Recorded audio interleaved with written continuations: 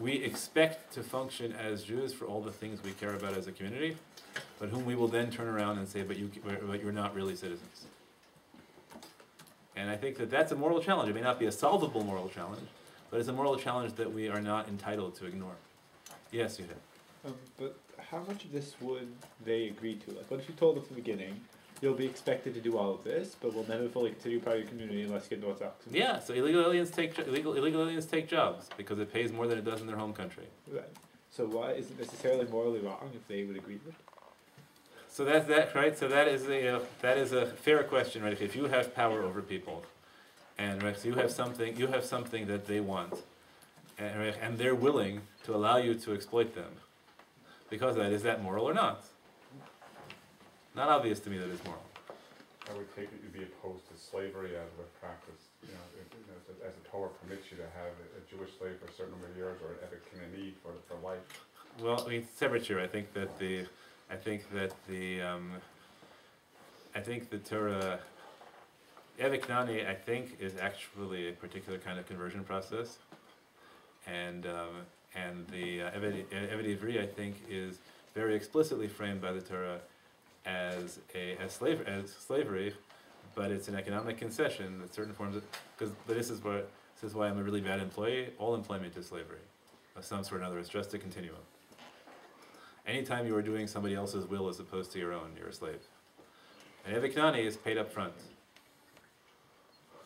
Right? Everyone, right? That's right. Right. We have a rule in Jewish law that you can't have specific performance. I can't force you to do work. So normally I can just back out of the contract in midday, but I can't back out of the contract in midday if I made a commitment that will cause, I'm liable if it'll cause you damage, right? Let's suppose you hired me to fix your roof, and halfway through fixing your roof, I decide to quit, and it turns out there's a rain forecast in 10 minutes, right? Because what will happen? Workers will quit every time there's about to be a rainstorm if your roof is open, and they'll extort you. So we don't allow people to quit, right? To quit without consequences, and we also, if you've been paid in advance and you can't return the money, you have to do the work. That's an Eved Ivri is just somebody who has collected their wages in advance. So they can be held to specific performance because they don't have the money to repay you. They have the right, an Eved Ivri always has the right to repay you their contract. But now I just killed another shir. We'll do it some other day. Okay. Okay, there are other reasons in immigration policy. Immigration policy often has humanitarian purposes. Two classic humanitarian purposes are family reunification and asylum from persecution. Well, guess what? Family reunification is a really big deal right now in terms of conversion policy for the Jewish people. Right, a really big issue. You have these families, right? You have, who come along, they've been intermarried, and all of a sudden the Jewish partner becomes a Baal Tshuva. Right? You have an extended family, but one of the siblings intermarried. Right? So if we took family reunification as a model, that would have dramatic impact on the way in which we consider certain kind of conversion cases.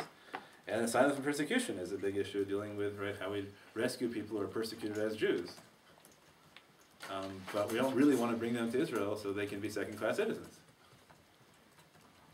Right? So that really is a big issue. Right? That's a big part of the Beit Israel issue.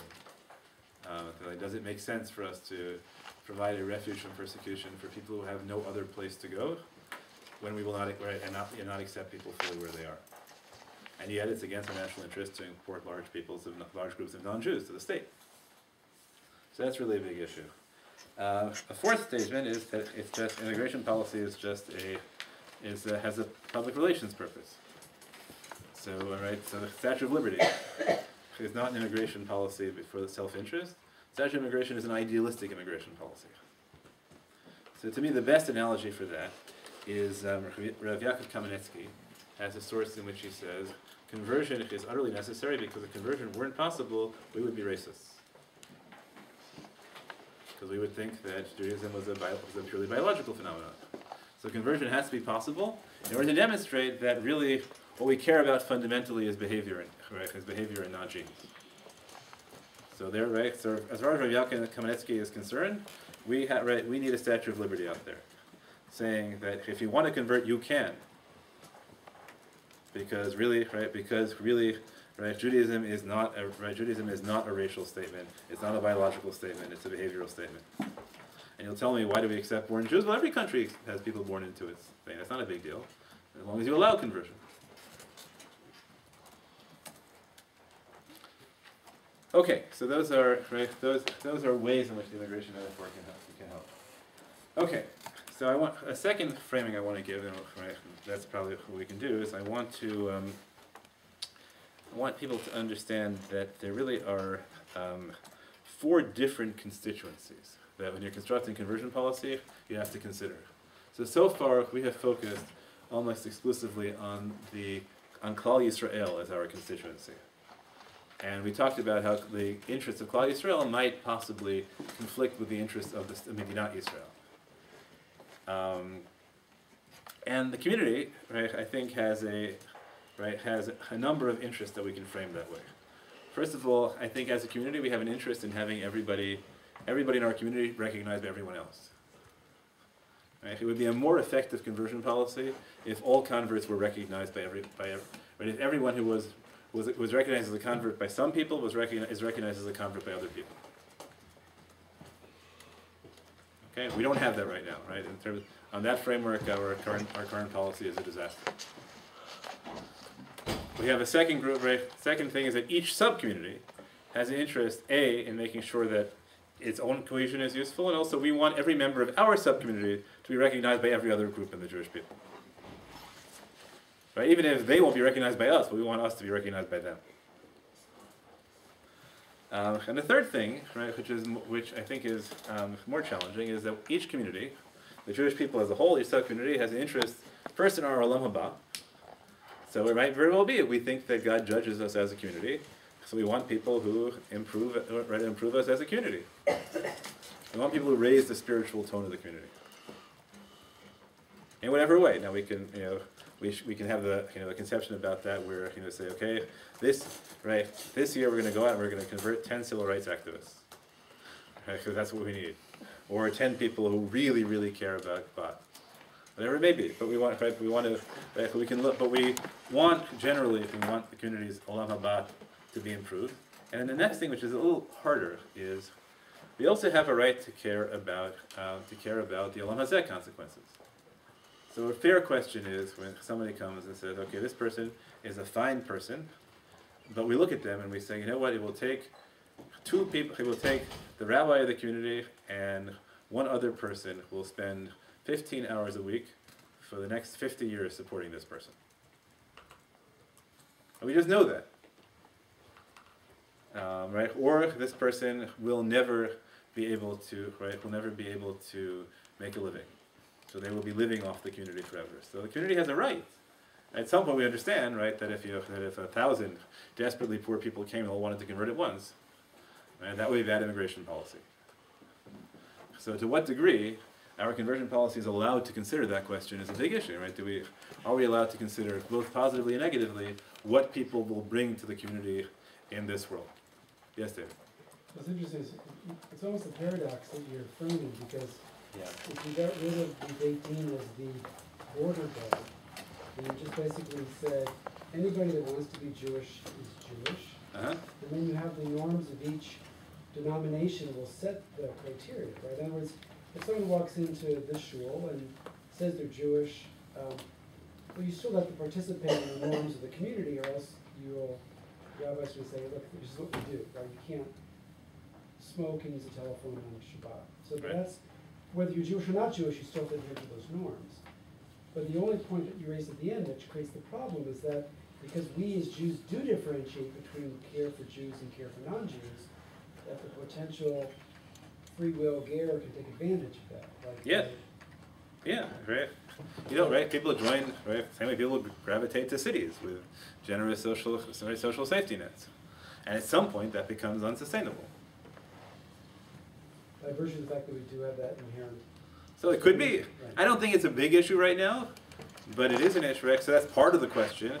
Right, that in the Beit Israel controversy, so some Israeli policymakers say, if we really accept these, right, if we dilute the boundary of Jewish identity so far, eventually, right, every desperately impoverished country will just have people lining up and trying to convert. And you can argue that's a silly fantasy. Well, it's happening in Israel with people coming through Sinai. But that's the whole question. To what extent do you see those as self-aggrandizing fantasies, or to what extent do you see it as a realistic concern? Yes, Roger. Well, again, I'm troubled that if we had this discussion 200 years ago, would you be having? You'd have a different list of topics. In other words, you wouldn't be bringing up, thousands of poor people joining. Yeah, when we were poor, we didn't have these these issues. Even if we were rich a couple hundred years ago, you're also only concerned because of the Beit Din. No, I'm also concerned about I'm concerned about CJP. CJP is stretched to its limit in the Boston area. So you're saying that a local Beit Din might say, well, yeah, I would have accepted you as a convert a year ago, but you know what, we've accepted 10. So you don't like that? Are you saying that this is legitimate? I'm saying that that's a framework you could use. That it is not a framework that we have. We have not used it economically. There's a lot of framework. Your framework could be how good an acrobat you are, but that's not. If we needed acrobats. I guess my question is, just because something could be a framework, doesn't mean it's even worth considering. Right. So it's a fair question. Is our community economic status something that should even be on our list of things we consider? So that's an interesting question. I think economic status probably not under most circumstances, but I wonder, let's say, should we convert people who have serious psychological conditions that will really require tremendous emotional energy on the part of many people in the community to sustain them for life? There you can say, how sincere a convert are you? No, they're very sincere when they're sane. Yeah.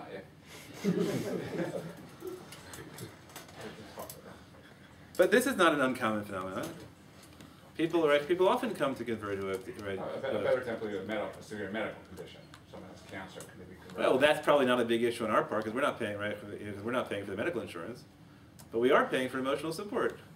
Someone has OCD, right? So they might certain kind of people with OCD. The way in which they express it is by asking shilas, right?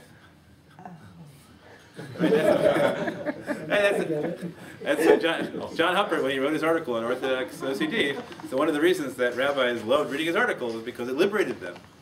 Right? I don't have to answer all your questions. I'm just enabling you. Right? It was tremendously liberating for rabbis to discover that that OCD was OCD was a diagnosable condition which might require you to tell people not today. I found it very liberating to discover that. Yes. Would a concern that the community have ever be that if it's very easy for people to get in, that people who are already in would be like, we want to be able to get out, like these people can get in? That is also a fair question. Whether if you make it too easy, that if you lower standards for entry, then probably people will think it's more reasonable to lower standards for exit. Could be. I don't know. Could be, since we really, at least in the Orthodox community, it's been 1,000 years since we considered the possibility of an exit plan. So I don't know what the odds are of that. Okay, now the second thing, right, and this will probably appeal to much more, is their second constituency is not the community, but the individual. Right. So when somebody comes to convert, so you can ask, well, okay, is this good for their mental stability?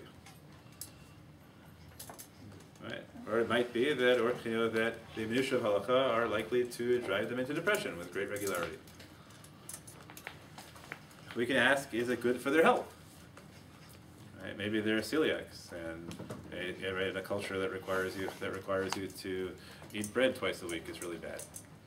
Right. So it probably would pass another way, but I get that, Charlotte. Right? Celiacs and bread is a big ongoing Charlotte. Happiness. What if you think this really just won't make people happy? They think it'll make them happy now, but we look at them and say, what, in 10 years this won't make you happy. Because it's all new and shiny now, but eventually it'll just be a trapped routine. We can talk about Olam Haba. Maybe right now we're pretty sure that God loves you because you're doing everything you want, everything that God wants. And you'll go from being 100% of what God wants to being 60%. And even if you're doing a little bit more, but the standards got raised. You just got moved into the honors class. But your Olam Haba isn't tracked. Right, so that's a fair, yes, Marcia. I'm bothered that what you're positing is that people who want to join the community have to be held to a much higher standard than people who've been born into the community. Yeah.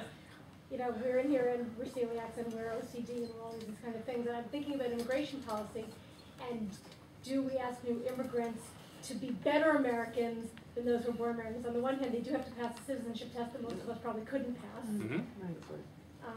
Yeah. But that, That's exactly what we do. we hold them to, yes, we hold them to a standard on that one day that we say, okay, you can become a citizen. We don't make them vote. Well, we evaluate. We evaluate, right? We don't follow up to see if they're gonna. That's right. We don't follow up, but we evaluate, right? In order for them to be citizens, we put them through a program that we think will make them likely to participate well as citizens. Right? Now, it might be that we could have an even better policy if instead of having a generalized course, if we required it, but maybe we do. Every potential immigrant who would be assigned a sponsor. Right? And we had long interviews with them, right? I don't know if we have that policy like that. Once upon a time we did. Or it just gets too big. It's the difference between America and the Rabbanut. And the Rabbanut can't do anything resembling what American Beit Din do because the volume is too large. And I'm still tremendously impressed by the point that Dr. Adam Ferziger made, I think in the first of the Israel conversations we had here, when he pointed out that we want Israeli rabbis to be American rabbis, but Israeli rabbis, their constituency is the size, and their task is the registry of motor vehicles, not rabbis. Right here, rabbis, even in a big shul, we have 200 families, but in Israel, a rabbi here is 5,000. And he's responsible for all their religious paperwork. When is he going to have a time to relate to his community pastorally? So at the same time, if you know that, right, if you know, let's say, that your goal is to convert 15,000 people in the next, 15,000 Russians in the next 2 years, and you don't have the budget to hire, right, so at that rate, what do? We do, I don't know, 10, 15 conversions from nothing a year, right? And there are, let's say, 5 or 6 of us involved, so that would be a 5,000 person bureaucracy in the Rabbanut just dealing with conversion. I think the Rabbanut actually has 10 to 15 people. Right, so, and a few part-timers. So it's just not going to be the same process. And that's the conservative movement in Boston just has a course. You take the course, you graduate, you get converted. Right, but that's because the Rabbanut, you're saying, tries to centralize it amongst these 10 or 15 rabbis. No, it's because they don't have the money. No, but they'd be happy to have 1,000 people and have everyone spend time. They don't have the money. You don't need the quote unquote the Rabbanut to have a conversion. They can't. They couldn't hire enough unemployed Russian violinists to run this. Even if you pay the minimum wage, they don't have the budget. They don't have the money to pay 5,000 people minimum wage to work with conversion candidates. But what if in every town, the 3 rabbis in that community on that street are the Beit Din, the conversion? Where do you have rabbis who have time to spend all day doing nothing but conversion? You have a lot of rabbis. Yeah, but they have jobs. Or not. Right, if we were to deputize the Haredi Yeshiva students as conversion, right, that'll be the new model to draft them to the army. We'll draft them into the conversion authority. There's a new model if you want, right? That'll be the national service. It's an idea. It's an idea. It might work. Okay, so I have sympathy for them because they're overwhelmed, and we expect things as Americans, that's what Adam pointed out, that I really didn't get, that we expect totally unrealistic things of them in terms of size of constituency. They're mayors, right? That's their constituency, the same size as mayors' constituencies, or at least the city councilmen's constituencies, and we expect them to function like ward healers. I don't know if anybody uses the term ward healer anymore, does anyone? Probably really dating myself. Not from my youth, but from my reading. If you have not already, you should all read a book called Plunkett of Tammany Hall. It's one of the great introductions to political science ever. In Southwestern Northeastern. Okay, yes. Okay, so in terms of the individual convert, you have the interest in the stability, health, happiness, Olam Haba again, right? Which if we think we know how God keeps score. Olam Hazeh, I think it's fair also if you look at somebody and say, your expectation right now is that you'll live a reasonably wealthy life, but that's built on a job framework that allows Shabbos and things like that, and it's not going to happen. Or you're a chef, whatever it may be. So I think what conversion will do to somebody's economic prospects is a fair consideration, although probably that should be sublimated under happiness. And then a really big issue is what about marriage? Right? What happens if you think their marriage prospects are much, much better if you don't limit their pool? So by these, so you might say that most of these are patronizing, and you can just dismiss them offhand. But I think that they're fair issues you could raise if you're focused on the individual as opposed to the community. Yes, it's a hand. Dana, was it you? No, what do you mean by finances? I'm confused. Like, you mean that you're supposed to tell the people that? Well, we're considering whether it's a good idea for someone to convert or not. So it might be that we can think about, right, what happens if we think they'll be really, really successful in life, right, not as a Jew, but as a Jew, it happens that they have a profession that will really, really restrict them. Wait, so, I mean, does that mean we make these decisions without talking about that? So it might be that the thing we just do is just disclose and let them make decisions, right? That's a fair, right? That's a fair consequence. So you know what? That's too, the word is not, I'm looking, it's not patronizing. What's the word I'm looking for? When you function parentally over somebody with paternalistic, right? It's too paternalistic. I think that's possible. On the other hand, there is an element of paternalism in all treatment of converts because, in a sense, they're joining your family and leaving theirs. So somebody has to consider their interests. Okay, so those two I think are pretty clear. There's the community and the ger. I want to point out that there are two other constituencies that really need to be considered. One is that the halachic system as a whole has an interest. It has an interest in its image. You want halakha to appear to be rigorous, consistent, and humane. Even if halakha is all those things, if it doesn't appear that way, bad things happen. Right? People lose faith in the system. Right? Individual people have crises of faith. Right? People lose. Right? Rabbinic authority wanes in other areas. So sometimes you just have to think about, right, which way will it look as if halakha is rigorous, consistent, and humane. And unfortunately, sometimes rigorous, consistent, and humane work at cross purposes. Secondly, you have to say what makes it most likely for halakha to sustain its authority, and this is really a big issue. That there are two ways in which halakha can lose authority. One is if people think you're just doing what people will do, you're just making the law be what people will do anyway. Right? Then people say, "What's the authority of halakha? I can do whatever I want, and people will follow it." And the other is if you make the halakha something that people don't do, and everyone looks at you and says, "You want me right?" But nobody keeps all of halakha, so why should I keep this? So whenever you're navigating, right? So the easy example here is intermarriage. So if you refuse to convert people who are otherwise going to intermarry, so you have a large Jewish community that is publicly flouting one of your red lines, and obviously they're not going to listen to you about anything else. On the other hand, if you convert people just because they say they'll intermarry otherwise, then now when people say, "I can do whatever I want," you'll just kasher it. So you have to figure out how you navigate that in such a way that your conversion policy makes people more likely to respect halakha as having authority. The third issue is the capacity of halakha to resist dishonest or incompetent interpreters. So you have to be careful. Whenever you exercise discretion, you're opening up the possibility for other people to exercise discretion, and you won't be able to set the rules.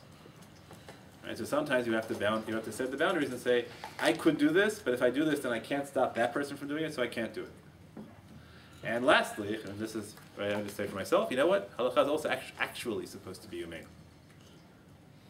And that's a real consideration, right? Do I want halakha to be, right, to actually be cruel? If I function as a posig, I would like to go home at night and say, "Today, I improved the world." As opposed to, "Today, I made lots and lots of people miserable forever." Some days that's great. Sometimes I really get to go home and do that. And some days I come home and I tell Deborah, "Wow, today I really didn't make the world better. Like, today I made lots and lots of people unhappy, and they'll be unhappy for a long, long time. And you know what? I wish I could have done something different, or I really should have done something different." So I think that there's an image issue, but also a real issue. At the end of the day, halakha is supposed to be humane, and if you paskin in ways that ignore people's family situations, that ignore people's genuine psychological needs, that ignore people's actual past suffering, right? You just say that's irrelevant. I just follow the wall ways on the book. So then you end up with an unhumane halakha, and that's bad.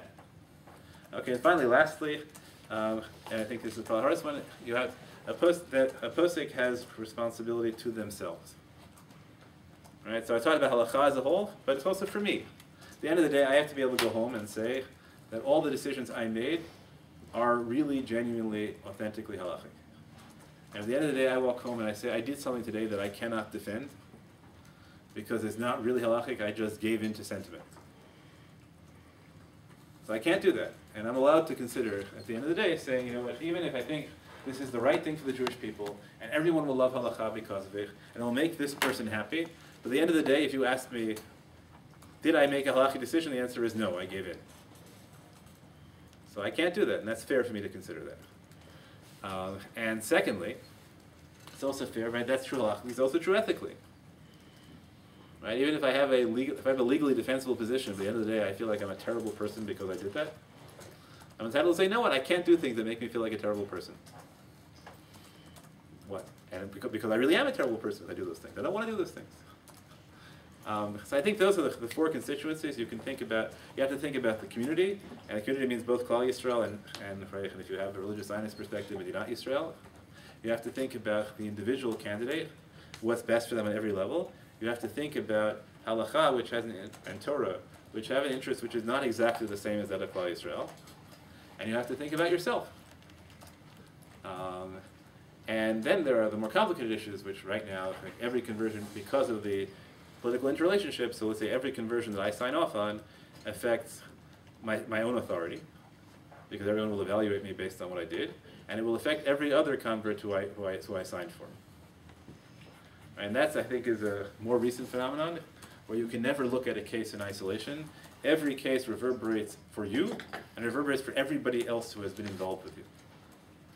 And that really affects, right, I think legitimately affects decision making. People get really upset with us, right, and legitimately so, when we're looking to say, you know what, we could do that, and we might think it's a good thing to do, but if that happens, then there's a risk that our divorces will no longer be accepted by the Rabbanut, and that will happen retroactively, and that will mean that the three women we divorced this morning all of a sudden are in trouble when they come to remarry.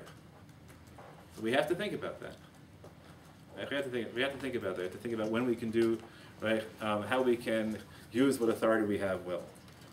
Okay, next week we'll take you through the conversion policy straight, right, as it actually happens in our Beit Din, and that's how I will get to tell you how I think our Beit Din handles these issues. Sometimes well, sometimes not as well, but on the whole, I think with a really good intent, and hopefully as well as could reasonably be expected of us. And we'll play out, right, so this week we're entirely doing external constructions. Next week we'll play out the set of constructions internally to the system. What is conversion? Right? Is it biblically modeled? Is it conceptually, right? Is it conceptually modeled? Is it psychologically modeled? Is it spiritually modeled? And play out how each of those affect the way in which the process is constructed. And we'll also see that you could read all the halacha textbooks in the world about how conversion happens, and they have no relationship at all to what actually happens. In a certain way, sort of like reading Torah and imagining what divorce is like. So yes, the basic mechanics are there, but you would miss the whole fact that it has to happen in a court. So we'll see how that happens in conversion also, that the law basically imagines that conversion happens over a space of approximately 5 seconds. Show up, ask one question, respond, dunk. Possibly circumcised along the way that day. That caused a 3-day delay. But the process as we have it takes much longer, and trying to figure out why that happens and what happens along the way. Thank you as always very much for a great audience.